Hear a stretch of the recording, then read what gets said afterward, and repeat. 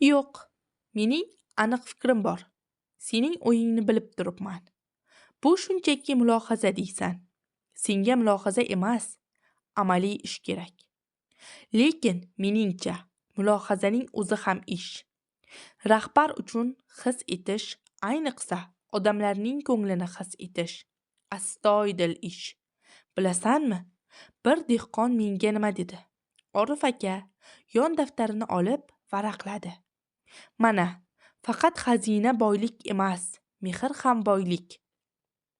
Odam ko'zining quvongani ham boylik. Chiroyli mulohaza qilib, his qilib yuraversangiz, yana bir yilda sovxozlarning rentabilligini ta'minlamasangiz, ishdan olamiz. Bunga shoshmanglar. Xulqim og'irligi shundaki, men bu ikkalasini bir-biridan ajrata olmayapman. Hissiz, mulohazasiz ijrochilar men ham bitta-bitta ishdan olib tashlasam kerak. Tumanni uzoq aylanib, shu fikrga keldingizmi? Fikr o'sha. Ko'yki tumanini tugatish. U yerdagi 7 pushti mirishkor bog'bon o'tgan muqim aholini ma'muriy yo'l bilan cho'lga ko'chirib turish noto'g'ri bo'lgan. Obbo, yana o'sha Ko'yki tumani.